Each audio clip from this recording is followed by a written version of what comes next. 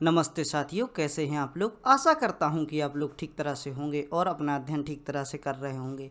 भारतीय राज्य व्यवस्था का यह 6वां व्याख्यान है और इसके अंतर्गत हम उद्देश्य संकल्प यानी जो हमारा संविधान तैयार हुआ उसके पहले जो भी यहाँ पर है, जो कि खाका तैयार किया जा रहा था, इसके पीछे जो हमारे क्या उद्देश्य थे, किस उद्देश्य की पूर्ति के लिए हमें यह संविधान बनाना है, भारत के लिए कौन कौन सी चीज़ें मुहैया करवानी हैं, इस प्रकार की बातों को एकत्रित कर जवाहरलाल नेहरू द्वारा जो कि संसद है उसके समक्ष अपनी बातों को रखा जाता है और एक उद्देश्य संकल्प के रूप में पेश किया जाता है।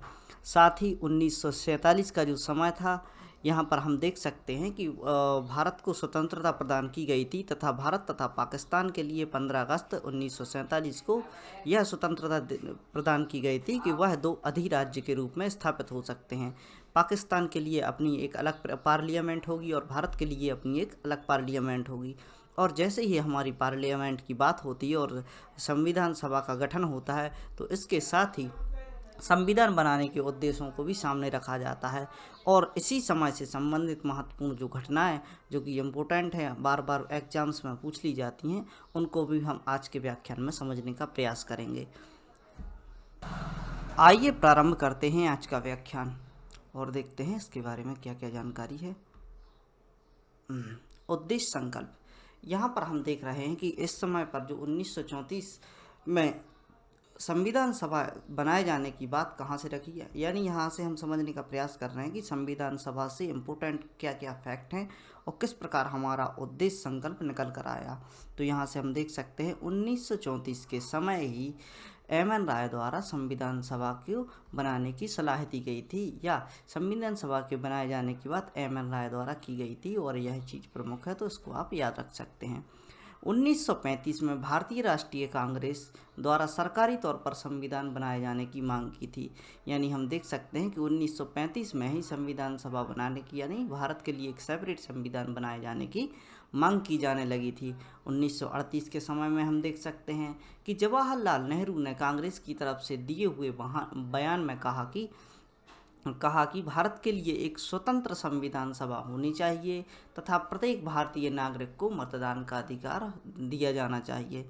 1938 में जवाहरलाल नेहरू द्वारा इस प्रकार की बात की जाती है, जहां वह भारत के लिए एक अलग संविधान सभा की बात करते हैं तथा प्रत्येक नागरिक के लिए वोटिंग राइट यानी मतदान के अधिकार की भी बात करते हैं।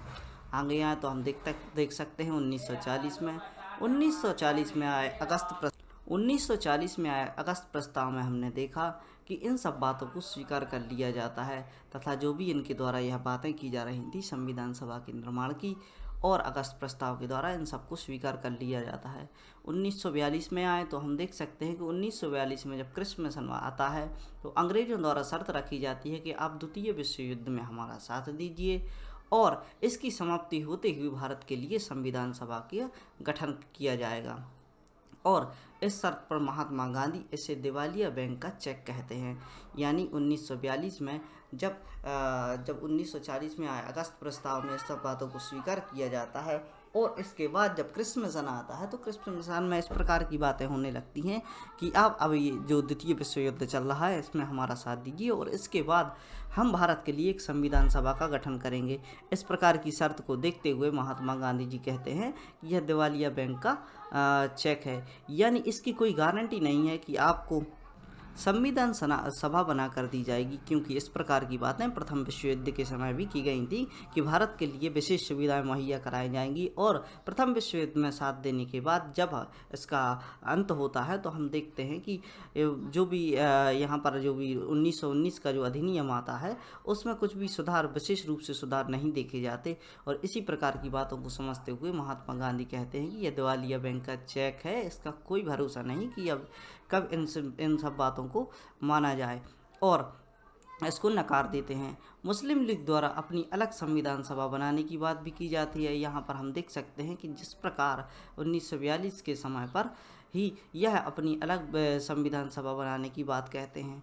इसके बाद जब कैबिनेट मिशन भारत आता है और हम देखते हैं कि कैबिनेट मिशन जब भारत आता है तो दो संविधान सभा का निर्माण करने की बात की जाती है और इसे नकार दिया जाता है। कैबिनेट मिशन इस बात को नकार देता है कि ये दो संविधान, भारत और पाकिस्तान के लिए दो अलग संविधान सभाएं बनाई जाएंगी। आगे देखते हैं। संविधान सभा 1946 में कैबिनेट मिशन उद्देश्य के माध्यम से स्थापित की जाती है। यानी हम देख सकते हैं कि 1946 का समय है, इसके जो कि यहाँ पर कैबिनेट मिशन आया था, तो इसके द्वारा ही संविधान सभा को स्थापित किया गया था। यानी संविधान सभा की स्थापना किस मिशन के द्वारा की गई थी, यह जो प्रश्न है आपसे पूछ लिए जाते हैं। तो 1946 के कैबिनेट मिशन के उद्देश्य के माध्यम से ही संविधान सभा की स्थापना की गई थी। संविधान सभा की कुछ विशेषताएं, इनके बारे में आप जानने का प्रयास कीजिए, जो कि बहुत ही महत्वपूर्ण है। इसमें सीटों की संख्या 389 थी। अब यहाँ पर बात हो रही है संपूर्ण भारत की, जिसमें पाकिस्तान का हिस्सा भी आता है, मुस्लिम लीग और भारत के राज्य तथा देसी रियासतें जिसमें शामिल होती हैं। तो यहाँ पर हम देख सकते हैं सीटों की संख्या यहाँ पर 389 थी जब एक संविधान सभा की बात की गई जिस कैबिनेट मिशन के द्वारा। इसमें 292 ब्रिटिश भारत की सीटें हुआ करती थीं, जो कि ब्रिटिश भारत के अधीन क्षेत्र आया करते थे, वहाँ की 292 सीटें हुआ करती थी एवं 93 सीटें देसी रियासतों से आती थीं। सीटों के आवंटन का क्षेत्र जनसंख्या के हिसाब से किया गया था, यानी एक विशेष जनसंख्या के हिसाब से वहाँ पर सीटें दी गई थीं। सामान्य मुस्लिम व सिख समुदाय में सीटों का आवंटन सांप्रदायिक आधार पर किया गया था। यहाँ पर हम देख सकते हैं मुस्लिम व सिख समुदाय के लिए सीटों का आवंटन उनकी आबादी के हिसाब से किया गया था। जहाँ पर इन मुस्लिम व सिखों की आबादी थी, वहाँ पर यहाँ का सीटों का आवंटन किया गया था। संविधान सभा में मतदान के लिए एकल संक्रमणीय मतदान पद्धति को अपनाया गया था। यह जो पद्धति है वह आज के समय में राष्ट्रपति के जो चुनाव होते हैं उनमें जारी की जाती है। इसमें हम देख सकते हैं कि संविधान सभा में जो मतदान के लिए एकल संक्रमणीय जो मतदान पद्धति का जो भी अपनाया गया था, इसके तहत हम एक व्यक्ति कई सारी वोट डाल सकता है, लेकिन इसमें उसको चुनना होता है कि वह पहले किसे प्रेफरेंस दे रहा है। यानी यदि किसी चुनाव में 4 व्यक्ति खड़े हुए हैं तो आपका पहला वोट किसे जाता है, दूसरा किसे जाता है, तीसरा किसे जाता है, चौथा किसे जाता है। इस प्रकार यह एकल संक्रमणीय मतदान पद्धति कहलाती है। संविधान सभा में मतदान के लिए एकल संक्रमणीय पद्धति को अपनाया जाता है, जो कि हम देख चुके हैं। देसी रियासतों में आई सीटों को नामित होकर आई थी, इसलिए संविधान सभा के आलोचनात्मक पक्षों में से रखा जाता है। यानी यहाँ से हम देख सकते हैं कि जो भी अन्य सीटें हुआ करती थी, जिनमें हमने देखा कि 292 सीटें हैं जो ब्रिटिश भारत से निकल कर आई थी, इनमें एकल संक्रमणीय मतदान पद्धति का इस्तेमाल किया गया था। और हम इसके अलावा देख सकते हैं कि जो देसी रियासतों से सीटें आई थी वह नामित होकर आई थी। यानी वहाँ के जो महाराजा हुआ करते थे एवं धनी व्यक्ति हुआ करते थे, उनको लिए यहाँ पर लाया गया था, नामित करके सीधे तौर पर उठा लिया गया था। इसी कारण इसके पहलुओं की आलोचनात्मक जब भी संविधान की आलोचना होती है तो इस पक्ष में इसकी आलोचना की जाती है। इसमें भेदभावपूर्ण बात यह थी कि इसमें कुछ सदस्य नामित होकर आए थे। यानी भेदभावपूर्ण जो की बात थी या फिर आलोचनात्मक पक्ष रखा जाता था, नकारात्मक पक्ष वह यह था कि यहाँ पर कुछ भी सदस्य नामित होकर आए थे। सदस्य अप्रत्यक्ष रूप से चुनकर आए थे, यानी जो भी सदस्य हैं वह अप्रत्यक्ष रूप से चुनकर आए थे, सीधे तौर पर मतदान नहीं किया गया था। यानी जिस प्रकार हम देख सकते हैं 1947 के बाद हमारे यहाँ पर चुनाव कंडक्ट कराए जाते हैं, प्रत्येक नागरिक के लिए वोटिंग राइट्स हैं, अब वह मतदान करता है और सीधे तौर पर चुनकर आते हैं। और यहाँ पर जो चुनाव हो रहे थे वह कुछ विशेष व्यक्तियों के द्वारा, जो कि इन्हें मतदान का अधिकार प्राप्त था, उनके द्वारा किए जा रहे थे, अतः अप्रत्यक्ष रूप से चुनकर आ रहे थे। संविधान सभा के चुनाव जुलाई अगस्त 1946 में कराए गए। यानी यहाँ से हम देख सकते हैं जुलाई अगस्त 1946 के समय यहाँ के चुनाव कराए गए। और 15 अगस्त 1947 से हमारी जो संविधान सभा है वह बनना प्रारंभ हुई। और वहाँ से हम देख सकते हैं जब भारत व पाकिस्तान 2 अधिराज्यों का बंटवारा हो जाता है तो वहाँ से यह बात निकल कर आती है। चुनाव में भारतीय राष्ट्रीय कांग्रेस को 208 सीटें और मुस्लिम लीग के लिए 73 सीटें, निर्दलीय पार्टियों के लिए 15 सीटें प्राप्त हुईं। 93 सीटें देसी रियासतों को दी गई, इनके द्वारा पूरी नहीं की गई। यानी यहाँ पर हम देख सकते हैं कि जो 93 सीटें देसी रियासतों को दी जाती हैं, इनके द्वारा यह पूरी नहीं की जाती। यानी जो 93 सीटें इनके लिए सेपरेट कर दी गई थी। अभी जब संविधान सभा का निर्माण हो रहा था तब यह असमंजस में थे, यह इस असमंजस में थे यदि हम यह सीट को ज्वाइन कर लेते हैं तो हमारी जो रियासत है वह सरकारी हो जाएगी या सरकारी रूप से चली जाएगी। चूँकि लास्ट में यही होना था, अतः इस चीज़ से बचने के लिए यह अपनी सीटों को फिल नहीं कर रहे थे, अपनी सीटों को नहीं भर रहे थे।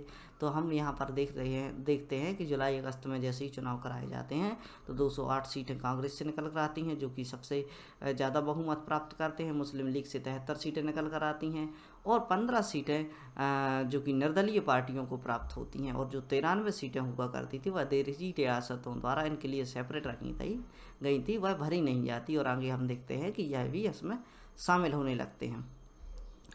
संविधान सभा के सभी समुदायों के लोग शामिल हुआ करते। संविधान सभा में सभी समुदाय की यानी हिंदू, मुस्लिम, सिख, ईसाई, माइनॉरिटी, महिलाएं, सभी प्रकार के जो समुदाय हैं वह उपस्थित शामिल हुए।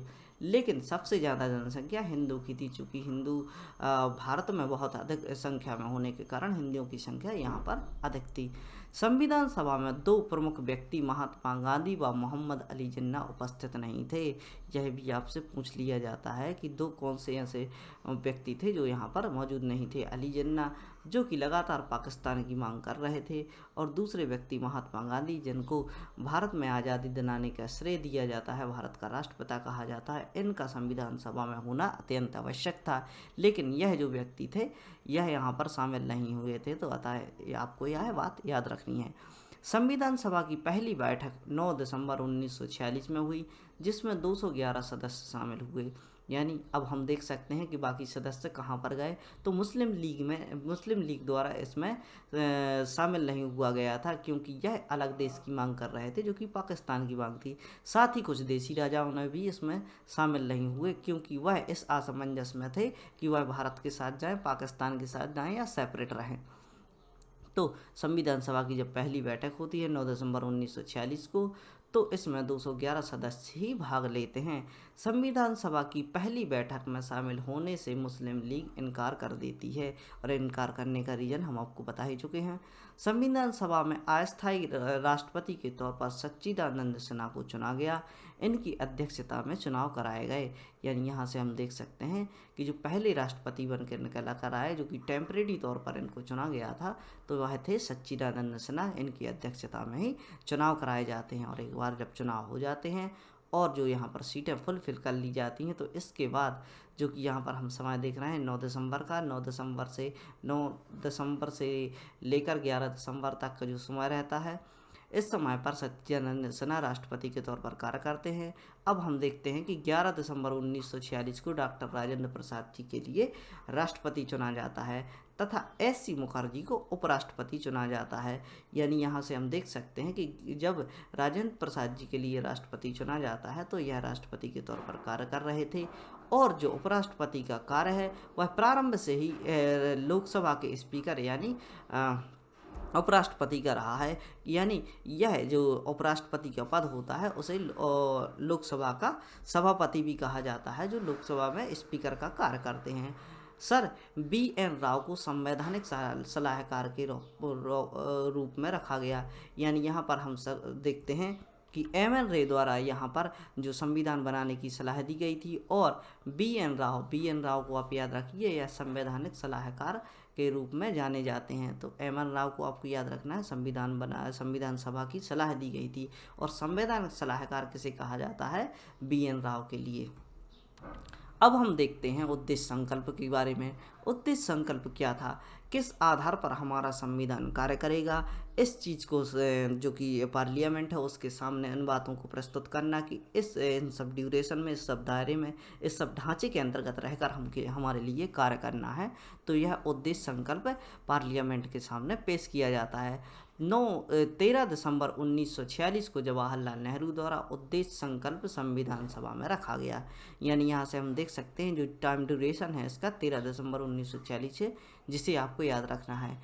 इन्होंने मौलिक सामाजिक संवैधानिक ढांचे की बात की, यानी जो मौलिक तौर पर कार्य किए जाने जा रहे वह मौलिक का मतलब होता है जरूरी, आवश्यक, इसेंशियल, और सामाजिक का अर्थ आपको पता ही है, सामाजिक यानी समाज के लिए, संवैधानिक यानी एक नियम पूर्वक या जो भी संविधान में लिखा हुआ है उसकी बातों को ध्यान में रखते हुए इस प्रकार के ढांचे की बात की गई थी कि मौलिक सामाजिक व संवैधानिक ढांचे को बनाने की बात की गई थी, जो कि संविधान सभा में की गई थी। स्वतंत्रता, सार्वभौमिकता तथा लोकतांत्रिक देश बनाने के मुद्दे पर भी बात की गई थी। स्वतंत्र यानी हम स्वतंत्र रूप से कार्य करेंगे, यानी अब हमारे ऊपर किसी भी देश का हाथ नहीं होगा। जिस प्रकार भारत को उपनिवेश बनाया हुआ था, अब यह किसी देश का उपनिवेश नहीं रहेगा, वह एक स्वतंत्र देश कहलाएगा। सार्वभौमिक यानी हमारे जो निर्णय हैं, हमारे देश के जो निर्णय हैं स्वयं के द्वारा लिए जाएंगे। यदि हमें किसी देश पर कब्जा करना है, हमला करना है, तो या फिर हमारे देश के लिए जो भी विदेशी मामले हैं, सभी प्रकार के मामलों पर हम सॉवरन होंगे, यानी यहाँ पर हमारी सार्वभौमिकता होगी। लोकतांत्रिक यानी जो भी सरकार यहाँ पर आएगी, लोकतंत्र की परिभाषा ही होती है अब्राहम लिंकन के अनुसार, जनता का शासन जनता के लिए, जनता के द्वारा, यानी जनता का शासन यहाँ पर चलाया जाएगा, यानी लोकतांत्रिक देश बनाने की बात यहाँ पर की गई थी। पहले नंबर तो हम स्वतंत्र होंगे, सार्वभौमिक होंगे, अपने निर्णयों पर खुद के अधिकार होंगे निर्णय लेने के, और इसके अलावा हम देख सकते हैं कि लोकतांत्रिक होंगे, यानी हमारे यहाँ पर जो भी सरकार आएगी वह जनता द्वारा चुनी हुई सरकार आएगी। भविष्य में बनने वाली सरकार संविधान के हिसाब से चलेगी, यानी जो संविधान सभा द्वारा संविधान का निर्माण किया जा रहा है, इसके अंतर्गत जो भी नियम कानून लिखे गए हैं इसके अनुसार ही हमारे भारत की सरकार आगे चलेगी। राज्यों को भारतीय संघ में मिलाया जाएगा तथा इसे यूनियन बोला जाएगा, यानी जैसे हम देख सकते हैं 28 राज्य एवं 8 केंद्र शासित प्रदेश शामिल होकर एक संघ का निर्माण करते हैं, तो सभी राज्यों को भारतीय संघ में इसी प्रकार मिलाया गया तथा इसे यूनियन बोला जाता है, कई राज्यों का संघ। सभी समुदायों को साथ लेकर चलाया जाएगा तथा जनता के द्वारा चुनी हुई सरकार द्वारा शासन चलाया जाएगा। यानी यहाँ पर हम देख सकते हैं कि जैसे माइनॉरिटी है, मुस्लिम समुदाय, सिख समुदाय, सभी समुदायों को एक साथ लेकर चलाया जाएगा तथा जनता के द्वारा चुनी हुई सरकार ही शासन चलाएगी। भारत में हम एक बात बहुत अच्छी देखते हैं कि जो भी सरकार यहाँ पर आती है और यदि उसके द्वारा अपने जो मतदान है वह पूरा नहीं किया जाता, तो आसानी से एक सरकार दूसरी सरकार के लिए अपना शासन सौंप देती है, जो कि अफ्रीका या यूरोप के अन्य देशों में इस प्रकार की बातें नहीं देखी जाती। सामाजिक, आर्थिक, राजनीतिक तौर पर किसी भी प्रकार का भेदभाव नहीं किया जाएगा। सामाजिक क्षेत्र में सरकार के द्वारा आर्थिक व राजनीतिक क्षेत्र में किसी भी प्रकार का भेदभाव लोगों से नहीं किया जाएगा। सभी समुदाय को एक साथ लेकर चलाया जाएगा। भारतीय क्षेत्र के अंतर्गत आने वाली धरती, आकाश, समुद्र में हमारी सार्वभौमिकता होगी। यानी यहाँ से हम देख सकते हैं कि भारतीय क्षेत्र के अंतर्गत, जैसे हमारा यह भारत देश है, तो इस क्षेत्र के अंतर्गत जो भी आने वाली लैंड है, ज़मीन है, इस पर हमारा अधिकार होगा। और साथ ही हम देख सकते हैं इसके ऊपर आने वाला जो आकाश है, यहाँ पर भी हमारी स्वतंत्रता होगी। और हम देख सकते हैं कि जो समुद्री क्षेत्र होता है, जो कि दक्षिण भारत में मौजूद है, तो जिसके 7 राज्य यहाँ से टच करते हैं, तो हम देख सकते हैं कि यहाँ पर भी जो कि 200 न्यूटिकल माइन या कुछ जो भी सरकारी आंकड़ों के अनुसार जो समुद्री ज़मीन होती है उस पर भी हमारा अधिकार होगा और यहाँ पर कार्य करने की हमें सार्वभौमिकता प्राप्त होगी। यहाँ पर किसी भी प्रकार के निर्माणाधीन या किसी भी प्रकार के कार्य करने के लिए हम सार्वभौमिक होंगे, यानी इनके निर्णय हमारे पास होंगे। हम प्रयास करेंगे कि विश्व शांति तथा लोगों के सहयोग के लिए कार्यों को कर सकें। यानी इसके अलावा हमारा यह भी कार्य रहेगा कि विश्व शांति के लिए यदि हम लोगों का सहयोग करना चाहते हैं तो आसानी से आगे कर पाएँ। तो इस प्रकार के उद्देश्य संकल्प के साथ जवाहरलाल नेहरू द्वारा अपना जो भी है भाषण पेश किया गया। आगे देखते हैं, धीरे धीरे देशी रियासतों ने संविधान सभा में शामिल होना प्रारंभ कर दिया। जो 93 सीटें यहाँ इनके लिए आवंटित की गई थी। हम देखते हैं कि जैसे ही संविधान सभा का निर्माण होता है तो इसकी चर्चाएं होती हैं और भारत के लिए संविधान बनाए जाने की बात की जाती है, तो धीरे धीरे देशी रियासतें भी इसमें शामिल होने लगती हैं। 28 अप्रैल 1947 8 में से 5 देशी रियासतों द्वारा अपनी उपस्थिति दी जाती है, यानी जो कि 8 रियासतें हुआ करती थी उनमें से 5 रियासतों के द्वारा यहाँ पर अपनी उपस्थिति दे दी जाती है पार्लियामेंट में। और आगे देखते हैं कि 9 जून 1947 को माउंटबेटन योजना द्वारा भारत में बंटवारे की बात की जाती है। तो यहाँ पर हमें एक बात समझनी चाहिए कि भारत में बंटवारे की बात किस योजना के तहत की जाती है, तो वह है माउंटबेटन योजना। और संविधान सभा बनाए जाने की बात किसके द्वारा की जाती है, तो वह है कैबिनेट मिशन। कैबिनेट मिशन को आप याद रखिए। कैबिनेट मिशन के द्वारा आपकी बात की गई थी संविधान सभा बनाने की। और माउंटबेटन प्लान के अनुसार, जो कि माउंटबेटन थे जो कि भारत के लास्ट में जो अंतिम गवर्नर भी रहे, तो इनके द्वारा भारत के आवंटन की बात की गई थी कि किस प्रकार जो कि भारतीय क्षेत्र व पाकिस्तान क्षेत्र के लिए अलग अलग किया जाएगा। आगे देखते हैं, मुस्लिम लीग के ऐसे सदस्य जो भारत में रहना चाहते हैं वह भी संविधान में आ चुके थे, यानी मुस्लिम लीग में भी कुछ सदस्य ऐसे मौजूद थे जो भारतीय क्षेत्र में शामिल होना चाहते थे, तो वह भी संविधान सभा में उपस्थित हुए। भारतीय स्वतंत्रता अधिनियम 1947 को 3 परिवर्तन लाए गए। इन 3 परिवर्तनों के बारे में हम देखते हैं कि जो भारत स्वतंत्रता अधिनियम 1947 में लाए गए थे, इसमें संविधान सभा को सार्वभौमिक बना दिया गया, यानी संविधान सभा अब सार्वभौमिक थी, वह अपने निर्णय स्वयं ले सकती थी। ब्रिटिश प्रशासन द्वारा बनाए गए कानूनों को अब बदला जा सकेगा, यानी ब्रिटिश प्रशासन द्वारा जो भी नियम कानून बनाए गए हैं उनको बदलने की ज़रूरत अभी तक किसी में नहीं थी। अब जब संविधान सभा का निर्माण हो चुका है, भारत के लिए एक स्वतंत्र संविधान सभा प्राप्त हो चुकी है, अब यह कानून बनाकर उनको बदल भी सकती है। संविधान सभा अब कानून बनाने की शक्ति रखती थी, यानी नए कानूनों को बनाने की शक्ति भी संविधान सभा के पास होती थी। कार्य देखते हैं, इसका प्रमुख कार्य भारत के लिए संविधान तैयार करना था, यानी जो संविधान सभा बनाई गई थी उसका एक ही पहले उद्देश्य था कि हम भारत के लिए एक संविधान का निर्माण करेंगे। संविधान बनाते समय राष्ट्रपति कौन थे, वह थे राजेंद्र प्रसाद। संविधान सभा को जीवी मालवंकर के द्वारा चेयर किया गया था, यानी जीवी मालवंकर यहाँ पर स्पीकर हुआ करते थे, पहले स्पीकर हुआ करते थे। यह कार्य संविधान निर्माण यानी 26 नवंबर 1949 तक चलता रहा, यानी जो यहाँ से 15 अगस्त 1947 से जो कार्य प्रारंभ हुआ वह 26 नवंबर 1949 तक चलता रहा, जब तक कि संविधान हमारा बन नहीं गया। और हम यहाँ से देख सकते हैं कि यहाँ पर जो राष्ट्रपति हुआ करते थे वह राजेंद्र प्रसाद एवं जीवी मालवंकर द्वारा इसे चेयर किया जाता था, यह पहले स्पीकर हुआ करते थे। आगे देखते हैं कि मुस्लिम लीग के गमन के बाद 389 में से 299 सदस्य शेष बचे, यानी जो 389 सदस्य सीटें यहाँ पर हुआ करती थी बाकी सीटें वहाँ पाकिस्तान में चली जाती हैं, और जो 299 सदस्य शेष बचते हैं वह भारत में रह जाते हैं, जो शेष कैबिनेट मिशन द्वारा शामिल किए गए थे, यानी कैबिनेट मिशन के द्वारा जो भी 389 सीटें यहाँ पर रखी गई थी संविधान सभा के लिए। तो हम देख सकते कि 389 सीटों में से 299 सीटें भारत के पास बचती हैं, बाकी सीटें पाकिस्तान में चली जाती हैं। तो इस प्रकार हमने जानकारी लेते हुए समझने का प्रयास किया कि किस प्रकार हमारी संविधान सभा का निर्माण किया गया, और संविधान सभा के डेडलाइन को याद किया, कौन यहाँ पर स्पीकर थे, और किस प्रकार भारत में सीटों का आवंटन हुआ, भारत तथा पाकिस्तान का विभाजन जो कि माउंटबेटन योजना के द्वारा किया गया, इसको आपको याद रखना है। और भारत में संविधान सभा के बनाए जाने की बात कैबिनेट मिशन के माध्यम से लाई गई थी, और कैबिनेट मिशन में ही 389 सीटों की बात की गई थी भारत के लिए। और अब हम देख सकते हैं कि जैसे ही कैबिनेट मिशन के बाद जब माउंटबेटन योजना आती है तो जो सीटें हैं वह सीटें सेपरेट ही रहती हैं, लेकिन उनमें से जो 299 सीटें भारत के पास शेष बच जाती हैं और बाकी सीटें पाकिस्तान को दे दी जाती हैं। इस प्रकार की जानकारी के साथ आज का व्याख्यान समाप्त करते हैं, और हमने जो भी जानकारी ली इसको आप ज़्यादा से ज़्यादा फैलाने का प्रयास कीजिए। जो भी ऐसे छात्र हैं जो अपने अध्ययन को जारी रखना चाहते हैं उन तक इन सब बातों को पहुंचाइए। पढ़ते रहिए, खुश रहिए। जय हिंद, भारत माता की जय।